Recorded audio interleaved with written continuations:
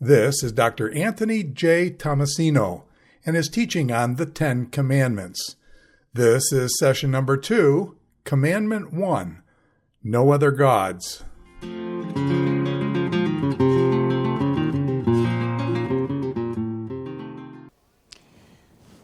So we're going to start going through the Ten Commandments, and we're going to begin at the very beginning, a very good place to start with Commandment number 1, you shall have no other gods. Now, imagine, if you will, that you are going to build a house.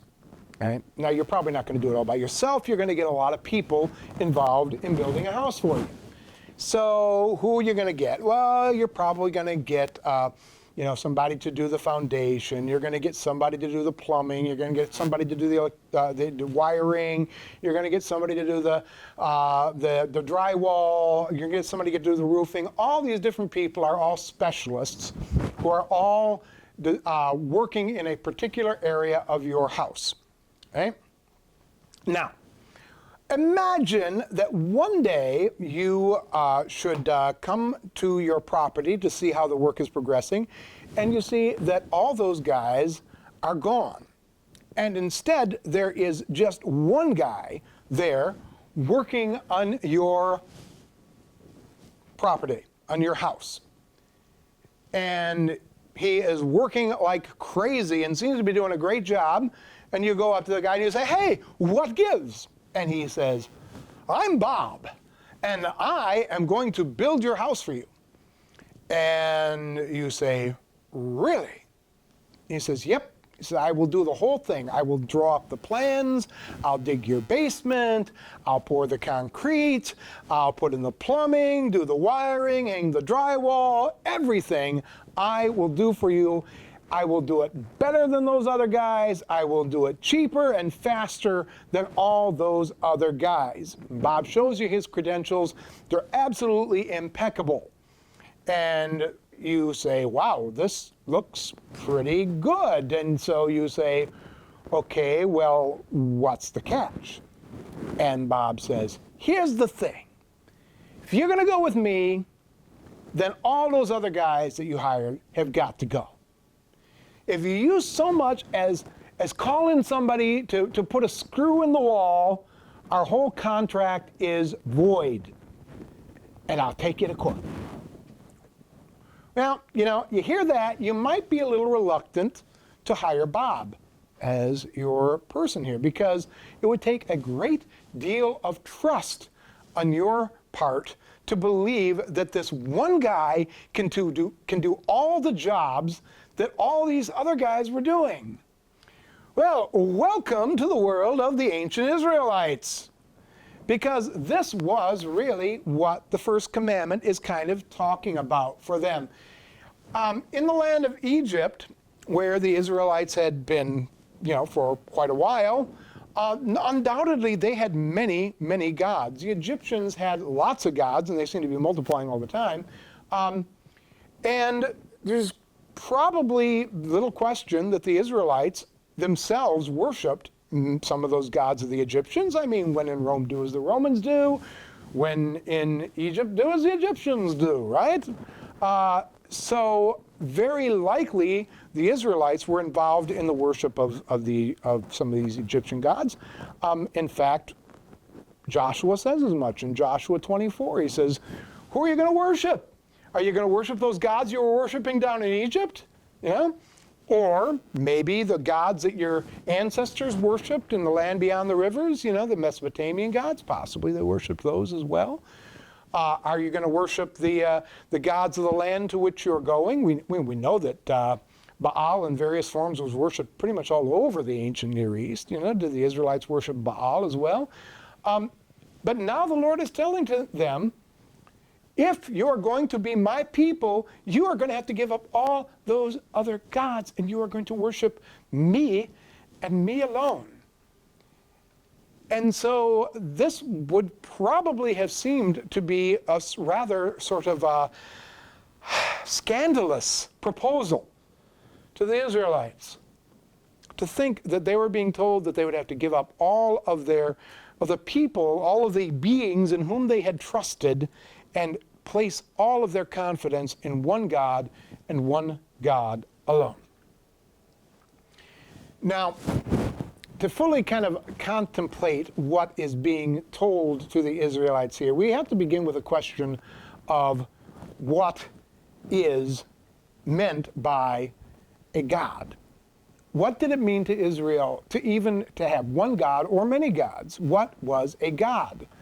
I'm kind of amused by modern Hollywood, where it seems like everything can be a god in some of these stories, and it's like what constitutes a god? And you've got something like Thor in the world of Marvel, who is a god, and seems kind of human in his way, but what really is the quality that makes one being a god? And this is a difficult question. I have to say, I've actually done quite a bit of research on this in ancient Greece, and the Greeks were really one of the first people who actually speculated on what the nature of a god was, and they came up with this remarkable definition where they say, what is a god, an immortal man? What is a man, a mortal god? And you look at the way the Greek gods behaved, you can kind of understand why they might come to that conclusion sometimes. But what is a god? The Hebrew Bible never defines it. It never tells us. You're only to have one God. Well, what does that mean? I am to have one of something which I don't know what it is. We don't ever have any list of divine attributes. Things like almighty or righteous or even immortal, like the Greeks did. And we have to recognize that even those words, we have the word almighty, which gets translated in the Old Testament, the word most high or something of these sorts. Sometimes the translations are good, sometimes not so good. But they don't have the same kind of connotations that we have in our day. Almighty in the Old Testament did not mean the same thing that almighty means to a modern theologian. It just had a different set of connotations. They understood that God was mighty and powerful, but they didn't really contemplate what it meant to be able to do literally anything. They never even explored that concept in the Old Testament. So, different set of theological implications here. If you can even call what they're doing theology in a sense. Some ancient Near Eastern texts give us some basic ideas of how the people of the ancient world conceived of gods. And whether the Israelites believe some of these same things, we don't know. I mean, we're part of the same milieu. Maybe they do.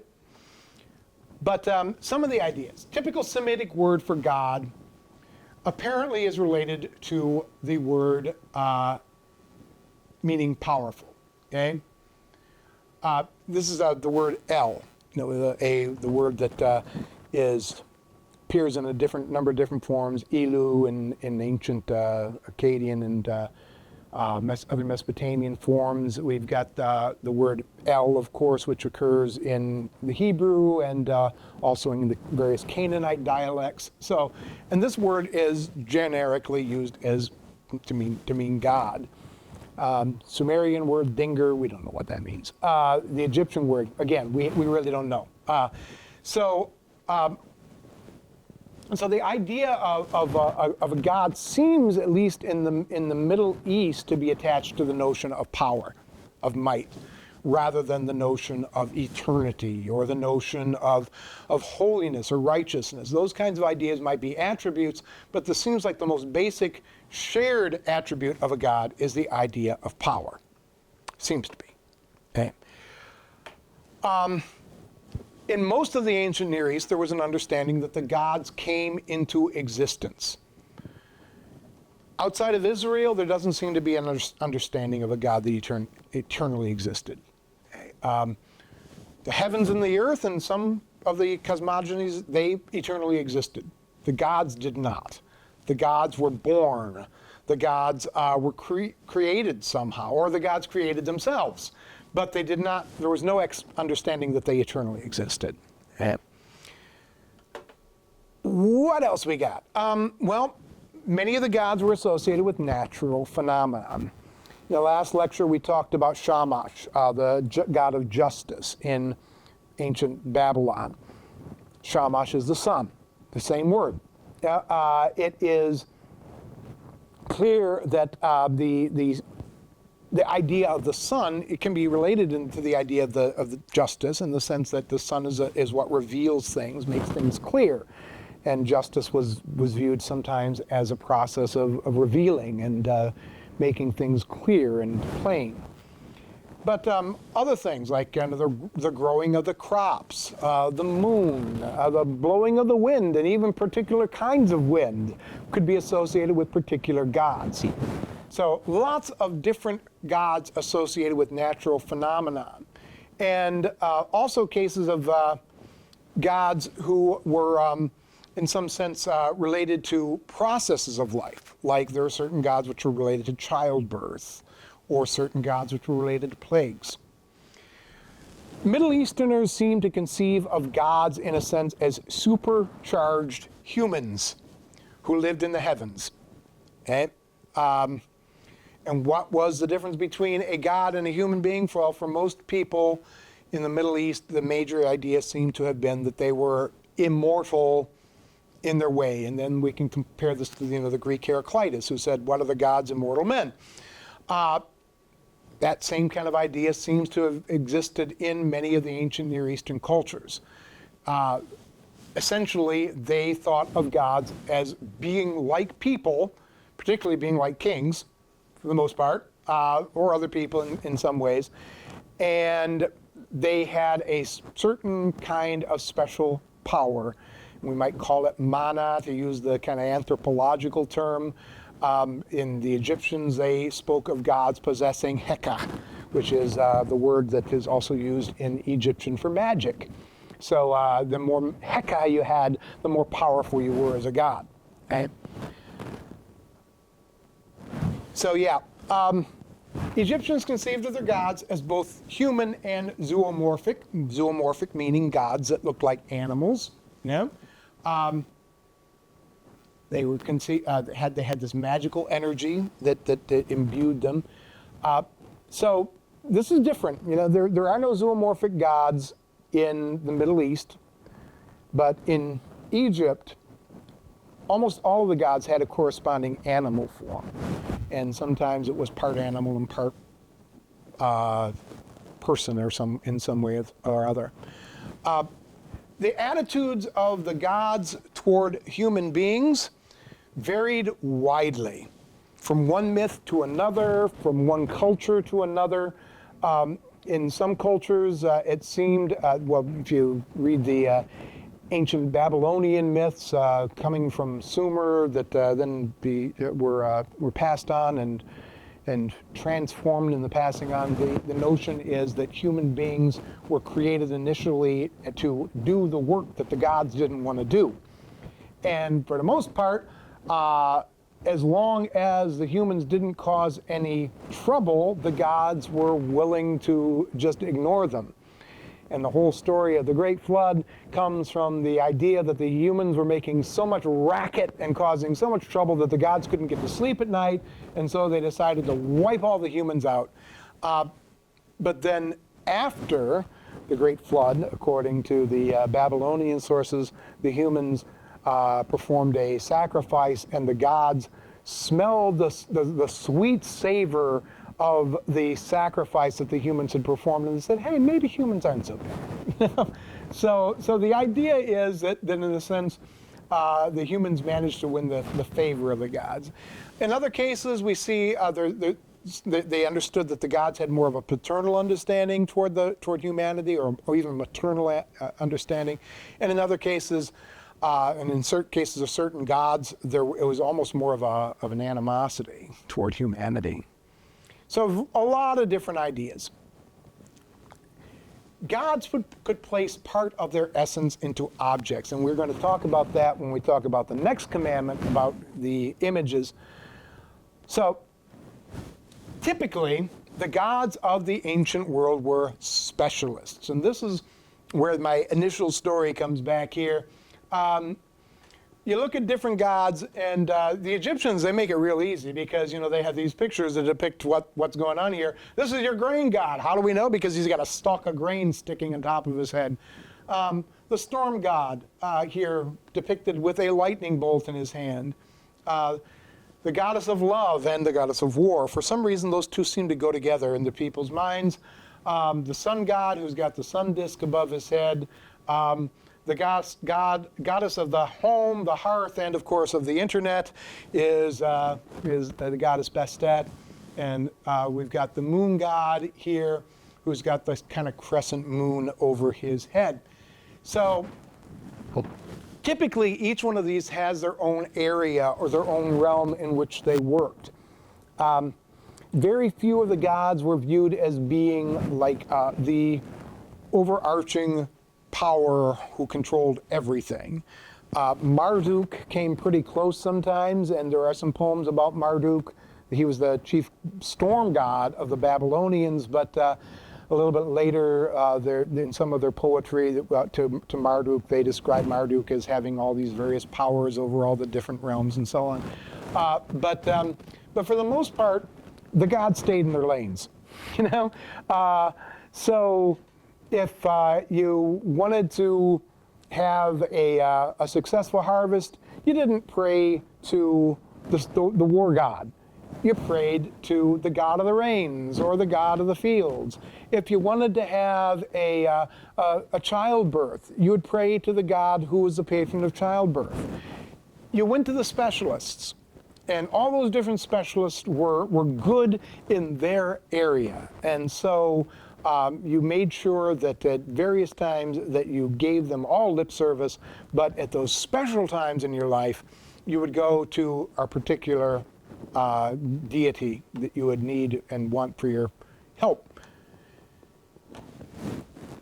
So in addition to the big gods, and oftentimes these are the national gods I'm talking about here, like, you know, Marduk is the patron god of Babylon for the most part. And you've got like El and Baal, that whole thing is a little complicated, but you've got El, who is like the patron major father figure god of the Syrians, and then Baal, who's the young storm god kind of guy who becomes sort of displaces him in a way. But some of the creatures that we would think of as more like devils or demons or even imps were sometimes called gods in ancient texts. Like this guy here, this is Bez, and he was a fertility type deity from Egypt, and he was pictured as being like, you know, sort of like a dwarf, and yet he was worshipped as a god and patron of childbirth. Individuals or families oftentimes would have personal gods who would intercede for them, and you know, you might think of these as being kind of like saints, because we do have prayers to some of these personal gods where you would ask the personal god to go and intercede for you to the big god, you know. I don't really want to bother Baal, but, you know, I will talk to my personal god, and my personal god will go and take a message to Baal for me, okay? And these gods were represented with images. In Hebrew, we have these things called teraphim. This is another one of those words that nobody really knows where it comes from or what it means. Rabbis try to claim it came from a word that meant something like despised or abominable or something. No basis for that at all. Yeah, really, the word is a mystery, but oftentimes gets translated in our Bible simply as images. Sometimes is left as teraphim. But this man Micah had a shrine, and he made an ephod and teraphim and installed one of his sons who became his priest. Teraphim, by the way, this is the Hebrew plural form, but it typically seems to be meant as a singular. And this is very much like the word Elohim. You know, the word Elohim means God in Hebrew. It's a Hebrew plural form, and this is what we call a plural of majesty. or might or power. When you're thinking of something as particularly powerful, sometimes you use the plural form.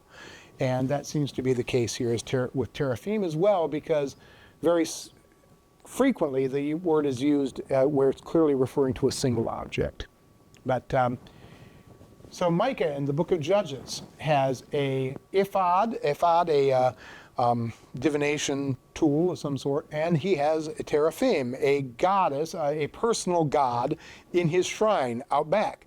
Now this guy, of course, is an Israelite. He is a good Jewish boy, but that's an anachronism. But he's a good Israelite boy and worships the Lord, but he also has his personal god and his own personal shrine. Michal. Who was Michal? She was the wife of King David. Well, not King David at this point, but wife of David, daughter of King Saul. Michal took the teraphim and she put it in the bed. This is when Saul was trying to kill David, and David found out about it, and so David was going to be snuck out of the city, and in order to throw Saul off the track, they told Saul that David was sick. And what she did was she took the teraphim, the household idol, put it in the bed and put the blankets up around it so that that would look like there was somebody in the bed. If that sounds silly, it is, and I believe it was meant to sound silly. But at any rate, it's like, okay, we've got a God, and we're just going to put him in the bed here and pretend like he's David. Yeah. For the teraphim utter nonsense. The diviners sees lies. The dreamers of false dreams tell false dreams and give empty consolation, according to the book of Zechariah. So these things were used for a long time in Israel, and they were definitely kind of considered to be basically minor gods. And in fact, in the story of Rachel and when she's fleeing from her father, Laban, she takes the teraphim with her and puts it on the ground and sits on it. And when Laban catches up with them, he says, "Why have you taken my gods?" So clearly, the idea was the idol, the teraphim, was associated with divinity, with the God. So how is Israel's God different from some of these other gods of the ancient Near East? Well, first of all, in the time of Moses, probably the popular conception of God was sort of similar to that of their neighbors. Let's face it, these people were ignorant. At this point, they do not know a whole lot about their God. They're going to be learning. They're going to be learning a lot. But at this point, they're probably thinking of God as one God out of many. And here this God has the audacity to tell them you can't worship anybody else. Okay, Yahweh, what's your specialty? What is it that you're particularly good at? That would have been a normal question for them to ask, I would think, in those kind of circumstances. They clearly conceived of God as having a human form. Whether they conceived of God as being human, I don't believe that's the case, but they thought of God in very much human-type terms. God had hands, God had a head, God had a backside, to say, remember the story where Moses asks to see God's face, and God says, "No, you can't see my face, but I tell you what I'll do. I'll put you in a cleft of a rock. I'll put my hand over the cleft of the rock. I will walk past, and after I walk past, I'll take my hand away, and you can see my backside as I go past." And so, yeah, that story clearly implies a very human kind of God, just a very big human kind of God. Yahweh was Israel's God.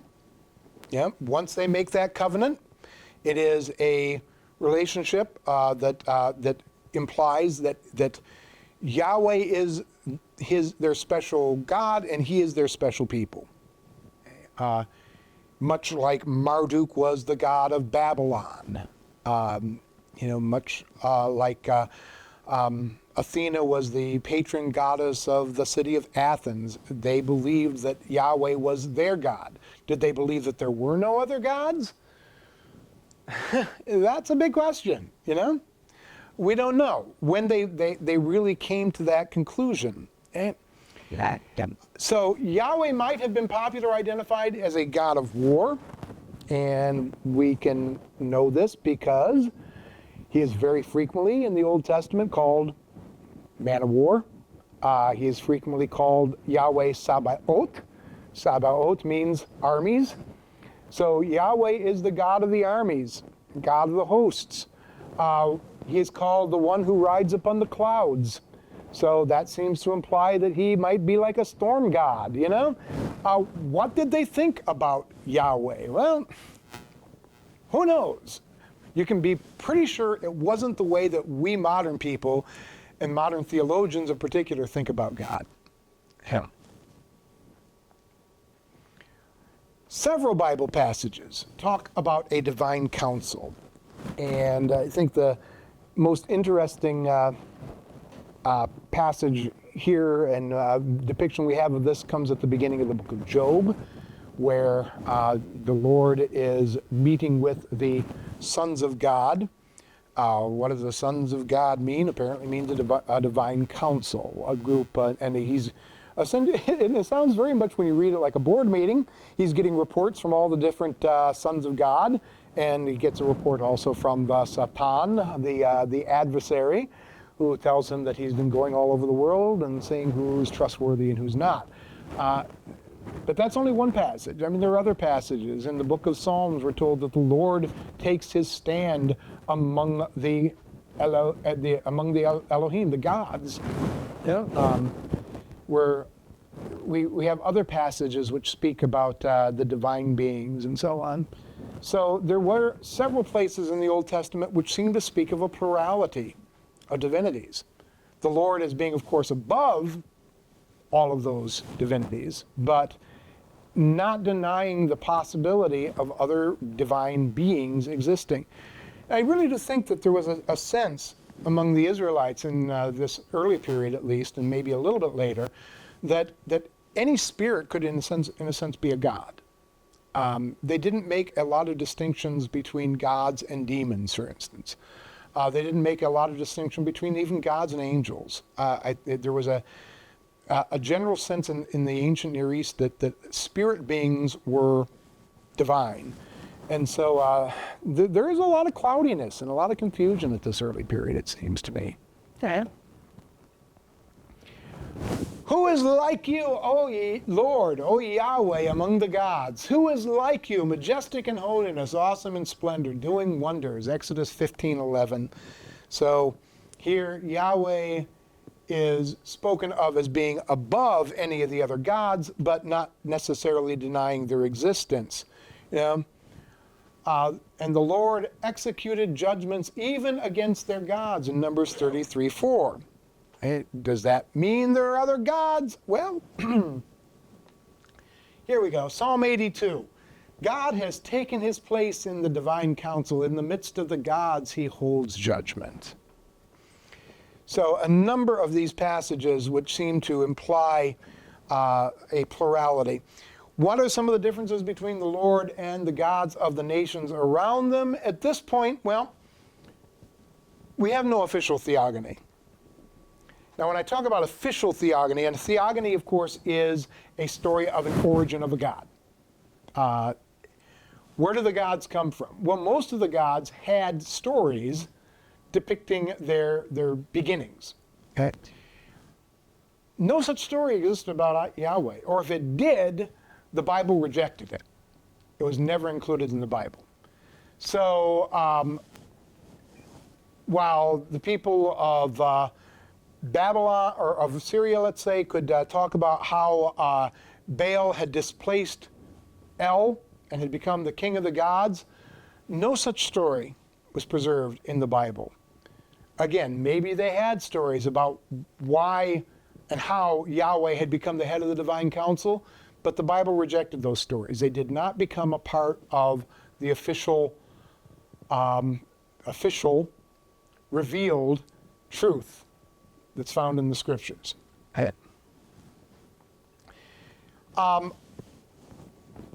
Yahweh is understood to be the creator and sustainer of all things.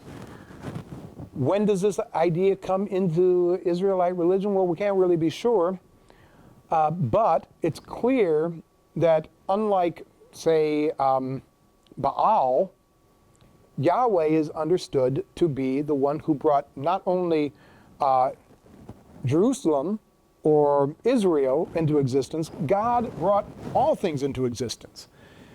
And there were some parallels to some of these things in, say, some of the, particularly in some of the Egyptian gods and so on, but not to the same extent as we find in Israel in their understanding of Yahweh. And then there's the ethics part. You know, you read the Greek myths, the stories about their gods and the way their gods behave. And the same thing for the Romans, you know, who'd basically take the Greek myths and run with them.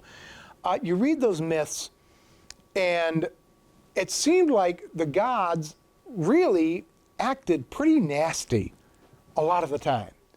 I mean, they commit murder, they commit adultery, they lie to each other, they treat human beings like dirt, they commit rape, and yet, when the people needed justice, they would go to the gods and demand that the gods give them justice.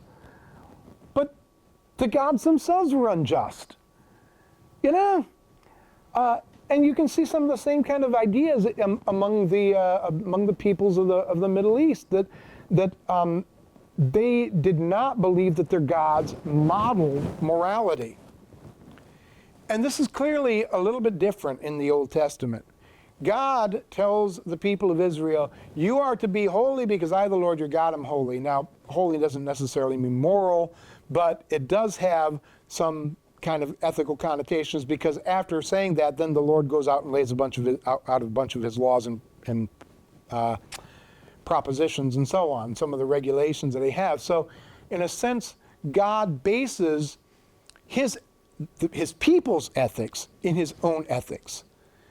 And he expects his people to try to live up to standards, not only that he demands of them, but that also he models for them.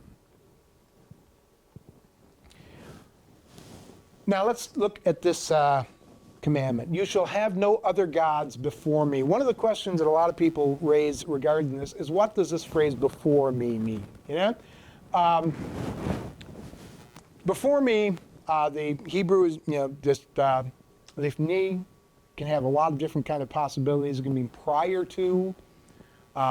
It can mean with precedence over, in my presence. So we could say,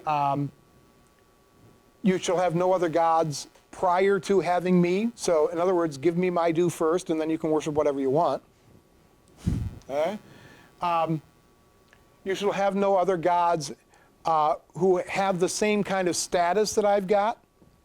It's another possibility. Or we can understand it as meaning, you shall have no other gods in my presence. Well, what's the presence of the Lord? Probably the understanding of Israel in that time is the presence of the Lord is wherever God's people are. Wherever God is present among his people, there are to be no other gods. So Israel is being told, there are to be no other gods in Israel. I think that the rest of the Pentateuch, as well as the prophets, make it clear that the understanding of the first commandment was Israel is to worship one and only one God. So before me, I believe, even though it's ambiguous in its immediate context, in its greater context, it's pretty clear what's going on here. It is a prohibition of worshiping other gods. You know, the nations can walk each in their own light of their own gods, but we shall walk in the light of the Lord our God forever. We shall have but one God. We don't care what the nations are doing. We have one God alone. So, is that monotheism, or is it something different? Henotheism. Henotheism is the idea that you have only one God at a time. Okay? Monotheism is the idea that there is only one God. No other gods exist. Henotheism says, well, there might be other gods, but you only worship one. Okay? And as I said, either one of these was pretty much unheard of in the ancient world. Nobody just worshiped one God. You had lots of gods. Everybody had lots of gods. Frequently, there is one main God, but everybody's got a lot of other gods as well. My sense is, so here, again, the idea of monotheism, the idea that the Israelites believed that only one God existed, we don't see this anywhere else in the ancient Near East. And really, some of the first hints of what we might call monotheism come in around 500 BC. Now, there is this question about the period in Egypt where we have the heretic king Akhenaten who forbid anyone to worship anybody but the sun disk. But what's going on there isn't really what we'd call monotheism, because it wasn't so much the idea that no other gods existed, because he himself considered the Pharaoh was a god, you know?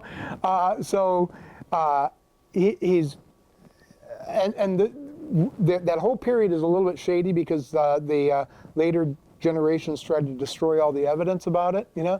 So finding a lot of information out about what exactly was going on in those times is difficult. But most scholars of Egyptian religion would not call the religion of Akhenaten monotheism.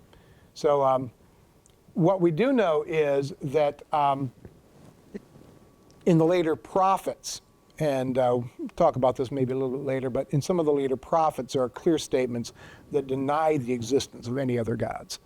So time when the first commandment is given, back in the days of Moses, Israel is called to be henotheistic. They are to worship only one God.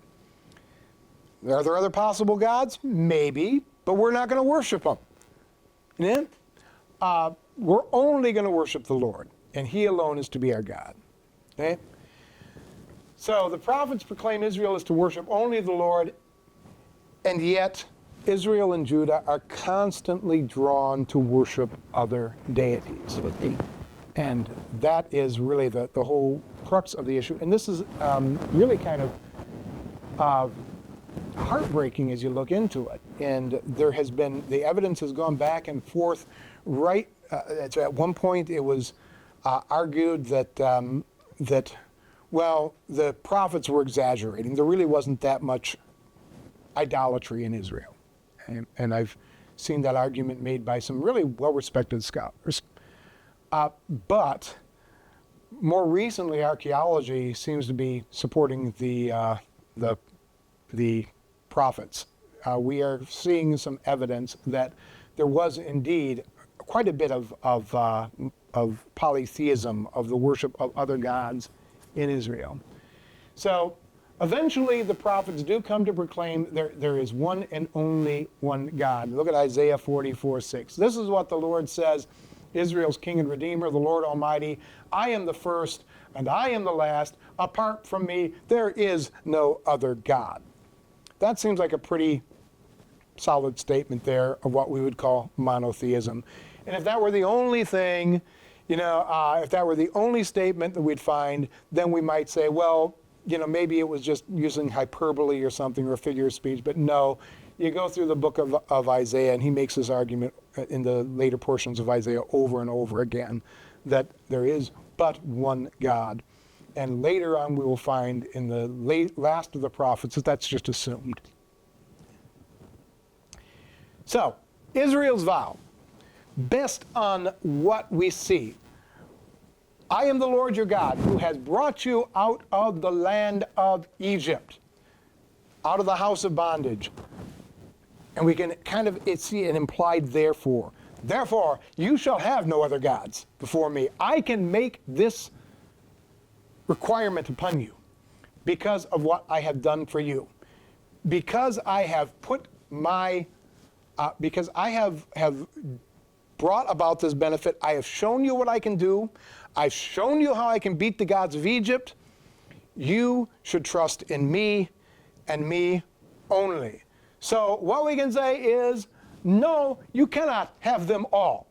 You do not get the the baker and the businessman and the musician and the doctor and so on and so forth. You cannot have all these different gods. No, you must choose one and one God only, and that God is the Lord, who is going to be your jack of all trades. So, yeah, you know, we if we've got a big problem, typically in our day, we're going to go to a specialist with it, right? But the Lord is telling Israel, I am not only your generalist, I am also your specialist. Yeah. If you want your crops to grow, you come to me. If you want to win your battles, you come to me. If you want your wife to survive childbirth, you come to me. And this was revolutionary. You know, this is unlike any other kingdom that existed at that time. Okay? So in the context of the Bible, this particular commandment is a biggie. You know, in fact, I would say it is the biggest of the biggies. Archaeological and biblical evidence indicates Israel generally worshiped Yahweh as the primary, at times only God. That much is clear. And one of the ways we know this is if you look at names in the Bible. Okay? And names have what we call a theophoric element. You know, the theophoric element is a reference to the God. So you have a name like, say, I don't know, Jeremiah, or a name, the Yah at the end is what we call the theophoric element. That is a reference to Yahweh. Or Yeshayahu, you know, Yahoo at the end. That is a reference to the Lord. So you look at the names, the vast majority of the names in the Bible have theophoric elements that refer to Yahweh. And some of them have theophoric elements that refer to God, like Daniel, the God judge. Very few names in the Old Testament have theophoric elements that refer to other gods, like Baal. Very few. They do pop up occasionally, you know, but they're very rare. So the evidence seems to be from the Bible that typically the people were faithful to worshiping the Lord and the Lord alone. Okay? But no commandment receives more attention in explanations for Israel's failures than does this first commandment. Why does Israel go into exile? Why are they defeated by their enemies? It's because they're not worshiping the Lord exclusively. It's because they're worshiping all these other gods. Ezekiel makes this marvelous image where he has this vision of what's going on in Jerusalem. He's been carried off to Babylon, and he's sitting in Babylon having all these weird visions. But one of the things that's happening to him is God's taking him back in the spirit to Jerusalem, and he gets to see what's going on in the temple, and he gets to see that the people are worshiping Egyptian gods there in the temple. They're bowing down and worshiping the rising sun. So, and the Lord says to him, this is the kind of thing that's going to get your nation destroyed. They are worshiping other gods, and that is the biggest of the biggies. The biggest reason why God is angry with his people. Yeah? The key to understanding what we would call really the crux of the Old Testament, the book of Deuteronomy, is the Shema. You shall love Yahweh your God with all your heart, with all your being, with all your might. A call to be adhering to that covenant and that covenant alone. If you're loving the Lord your God with all your heart, with all your being, and your me'odeka, which is usually translated strength or might or something like that, which basically means everything else you got. You know, there's no room for worshiping any other gods. Everything is going to the Lord. So there is no place on the basis of the Shema for having polytheism, the worship of multiple gods. Violating the first commandment is at the heart of all of Israel's failures. Why are they acting bad? It's because they're not worshiping the Lord. This is an interesting point, you know, taking this kind of up into the New Testament. Paul makes a very interesting observation in Romans chapter 1, when Paul notes that it's because the Greeks, particularly, he's picking on the Greeks here and the Romans, you know, because they have the wrong ideas about who God is, they've exchanged the glory of God for animals and people and things of this sort. Because they have wrong ideas about God, that is why they are so immoral. Because God gives them up to a depraved mind. It's because of their theology being wrong that their behavior follows. Yeah? And the same thing is true with Israel. The Israelites, the Jews, people of Judah later, are condemned and judged by God for all kinds of sins, but basically it comes down to the fact that they are not remaining true to the Lord, and they're rejecting His goodness, His love. 1 Kings 9, 6 through 9, if you turn aside from following me, you or your children, and do not keep my commandments and my statutes that I have set before you, but go serve other gods and worship them, then I will cut Israel off from the land that I've given them, and the house that I've consecrated them. And for my name I will cast out of my sight. Note here, it doesn't say if they're murdering people. It doesn't say if they're committing adultery. It doesn't say if they're stealing. It says if they go and serve other gods, then I will cut them off. Okay? This house will become a heap of ruins. And everybody will be astonished, and they say, why has the Lord done such a thing to this land and this house? And they'll be able to say, it's because they abandoned the Lord their God. This is the root of all of their troubles, is the failure to keep the first commandment. So failure to be true to the Lord is the major theme of Jeremiah, Ezekiel, Hosea, and most of the other prophets as well, with a few exceptions. The infatuation with foreign gods probably fizzled in Israel during the time of the Babylonian exile. Why can we say this? Because when you get to the post-exilic prophets, they're no longer harping on this theme. Yeah, it doesn't seem to be the issue anymore. Once Israel has been through the ringer, has gone through exile and then returned home again, their infatuation with foreign gods largely ends. You see this in the book of Chronicles, for instance. It doesn't ignore the problem of apostasy, but it very much downplays it. Now, in the books of Kings, there's the repeated references to the failures of Israel's kings to be true to the Lord. Solomon is picked on for all of his pagan gods and so on. You read in the book of Chronicles, they don't even mention it. You know, they just pass it over. Why? Because it's not really a problem anymore. They don't have to worry about that at this point. Okay? Ezra and Nehemiah, they acknowledge that intermarriage was a possible problem that could lead to apostasy, but they don't seem to see apostasy as being an issue in their day. Okay? Haggai and Zechariah, they focus on the restoration of the cult. Malachi focuses on cultic and on social issues, but no concerns about the fact that Israel is worshiping pagan gods at that point, because apparently they weren't. Now, on the other hand, outside of the land of Israel, where we've got Jews scattered in other places, there is evidence that the Jews were not quite so faithful to the Lord as they had been, as they were apparently in the land of Israel. We have the Amarna letters from the Israelite colony in Egypt, and we see a good deal of evidence there, what we call syncretism, of the worship of other gods along with the Lord. We see, even in the book of Esther, that we have two heroes, Esther and Mordecai, who both have names that are based upon those of pagan gods. Esther based upon the name of the goddess Ishtar, and Mordecai's name comes from Marduk. So we have issues, apparently, outside the land where people are not quite so careful about maintaining those boundaries. But within Israel, it seems that they have got their act together.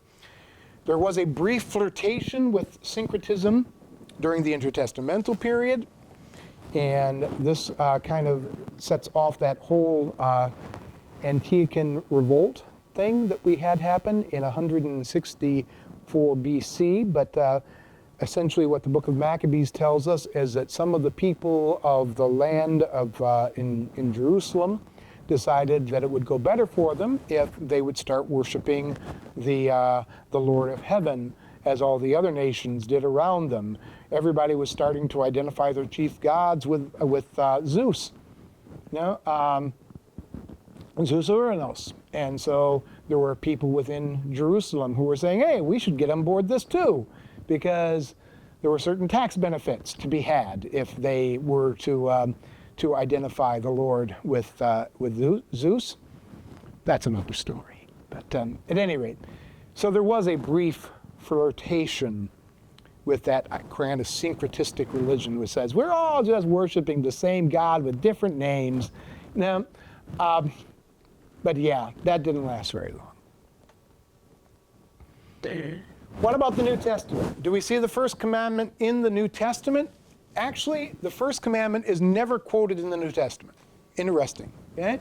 But we do have its positive formulation, which is the Shema, called the greatest commandment by Jesus. Jesus says, what is the greatest commandment? Love the Lord your God with all your heart, soul, and mind. That is basically the first commandment in a positive form.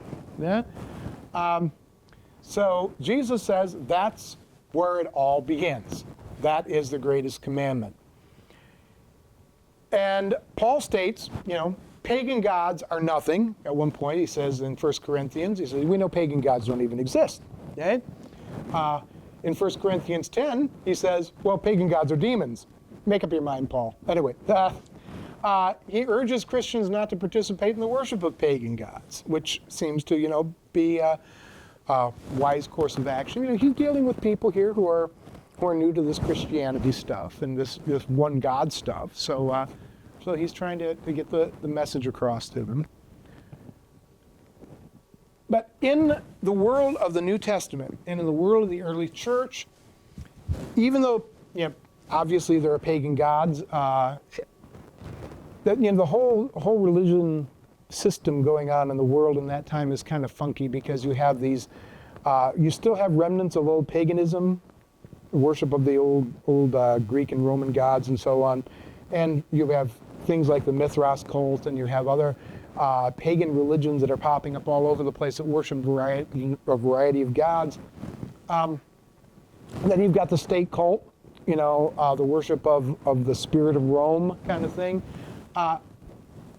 But for the most part, Christians were very true to the understanding that they were to worship one God and one God only, and many were willing to give their lives rather than violate that commandment. Okay, so let's bring this kind of home here now. What does this mean to me? Okay? Yeah. We don't live in the world of ancient Rome. We don't live in the world of ancient Israel. We live in modern America. And, in some ways, there's a kind of weird kind of creepiness of that we are beginning to become more like ancient Rome in its way, because there are a whole lot of different religions out here in our society. Yeah? It has been estimated that there are more Buddhists in our country now than Episcopalians. Yeah? The fastest growing religious group in our country is the group that identifies themselves as none of the above, when they put the check in. When I wrote my book 30 years ago, I could say that over 80% of Americans claim to be Christians. Most recent survey, 63% of Americans claim to be Christians. We have growing groups of Muslims. We have growing groups of Buddhists. We have Hindus, not as many, but we have a variety of religions that are out there. And in a society like ours, that's okay. We've got to recognize the fact that God has not given us a mandate to purge our society of pagan gods. He's given us a mandate to purge our hearts of pagan gods, not our society of pagan gods. Yeah? Paul never tried to get a petition going to remove the statues of the emperor from Jerusalem or anything of that sort. Yeah? The idea of using political force to try to Christianize the country, that's something that comes in a little bit later and seemed to have been a major mistake, a major misstep by Christianity, but by the church. So yeah, we should recognize, okay, there are other religions out there, and we need to be tolerant of those things, but we also have to recognize that no, not all religions are worshiping the same God. And we have heard it from our presidents, in fact, of the United States saying, well, you know, we all just worship the same God, just by different names. Baloney! That's not true. You know? The attributes of the gods are different. The conceptions of the God are different. We have a variety of understandings of who God is. And gods are not approached the same way. They're not worshipped the same way. So what does this mean for us? Well, you know, when it comes to ecumenicism, ecumenical actions and so on, cooperation, there are lots of different kinds of Christians out here, and we differ in our externals, but for the most part, we agree on who God is. We have some difference of opinion on some minor things, but for the most part, we are all in agreement that we worship one and the same God. And so there is really no problem with me going to the Episcopal Church or the Lutheran Church or the Baptist Church or the Presbyterian Church, and even, you know, groups like the Seventh-day Adventists, and sharing in worship with them, because the fact is we are all on the same page about who God is. And even if I don't like what's happening up behind the altar table, or I disagree with the idea of limited access to the communion or something of this sort, we can still agree on the basics about who the Lord is. But when it comes to worshiping at, say, a Buddhist shrine, or a Shinto tea festival, or something of this sort, tea ritual, or something of this sort, I think that there is a place there for us to act with restraint, because they are not worshiping the same God that we do. I think we can go to a Buddhist temple and be humble guests. I think that we can learn, even. Not only learn about our neighbors, but also about our neighbors' religious beliefs, and maybe even learn a little bit about our own relationship with God through the study of other religions. But participating in the religious rituals of other cultures, I think, is where we need to draw the line. Will God strike us dead? Obviously not, you know. But I do think that we run the risk of violating the first commandment by doing so. Now let's get a little more spiritual here. Let's go back to understanding of what we mean by a God. A God is one to whom we ascribe power. That's the basic root meaning of the word God, is mighty, powerful one. Martin Luther said, whatever your heart clings to and relies on, that is your God. I love that. That is just a wonderful understanding of how we relate to God. And Martin Luther is dead on here.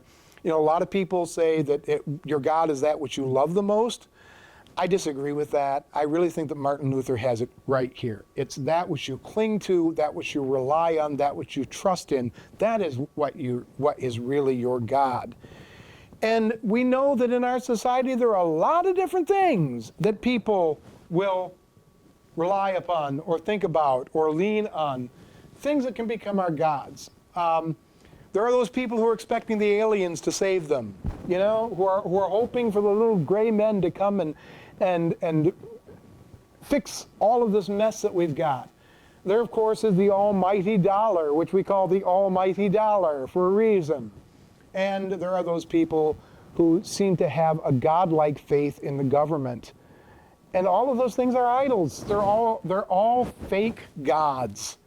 And any of those things that we cling to and we rely upon other than the Lord, any of those things that we expect to be meeting our needs other than God are, I believe, violations of this commandment. And, science, of course, is a big one in our day and age. There are many people who are expecting science to solve all of our problems, you know? And think that one day all of the issues that we have, issues of hunger, issues of injustice, can be solved by scientific inquiry. I love science, I'm a science nerd, but that's not science's place. We cannot cling to it and rely upon it.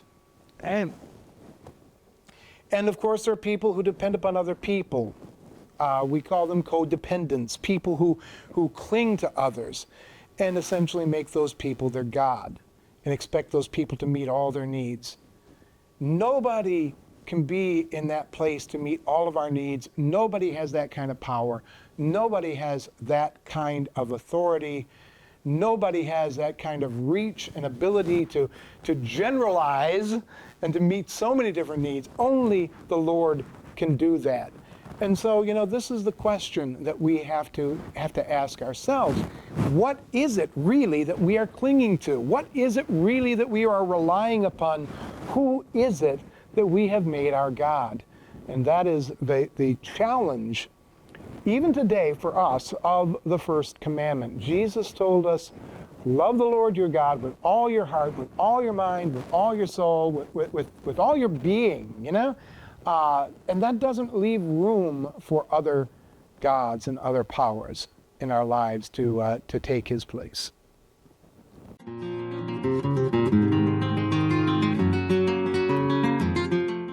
This is Dr. Anthony J. Tomasino and his teaching on the 10 Commandments. This is session number 2, Commandment 1, No Other Gods.